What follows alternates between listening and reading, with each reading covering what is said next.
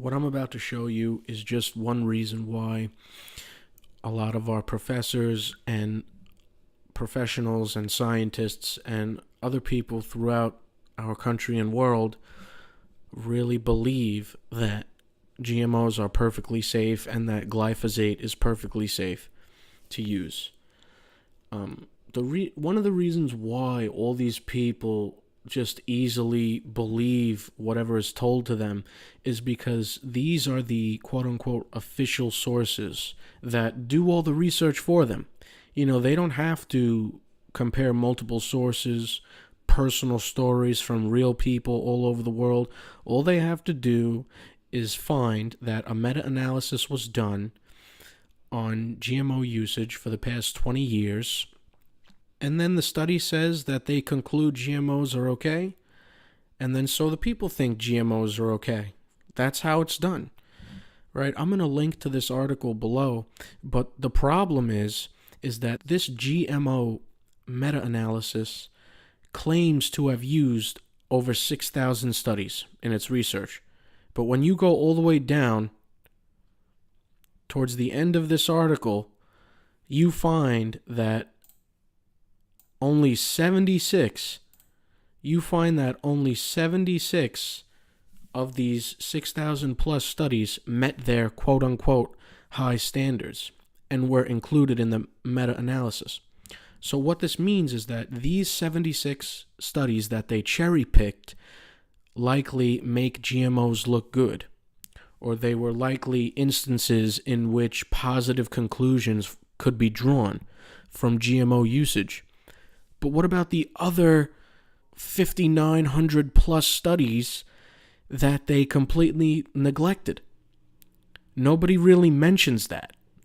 This isn't a meta-analysis using over 6,000 studies. This is a meta-analysis using 76 studies. Okay? So, like I said, I'm going to link to this article below, and I want you all to read it. And this is just one example of how, you have all the people in this country and in many countries throughout the world that all they have to do is hear something from a quote-unquote official source, and they are brainwashed in a way to just accept whatever the official sources say, no matter what. Even though if you actually look into this whole meta-analysis, 6,000 studies weren't used. Only 76 of the studies were used. This reminds me of the GMO and Roundup study that Dr. Gil-Eric Seralini conducted. Other people in his field claimed that his study, which claimed that GMOs have negative health impacts and that glyphosate had negative health impacts, everybody crucified that man and said, "Oh, your study wasn't good. Your study isn't reliable," and they could come up with a bunch of reasons why they wouldn't accept his study. I have a feeling that the 5,900 plus studies that weren't included in this analysis also have similar aspects or similar qualities. It's really suspect that only 76 studies out of these 6,000 plus studies were included in this meta-analysis, okay? It's called cherry picking.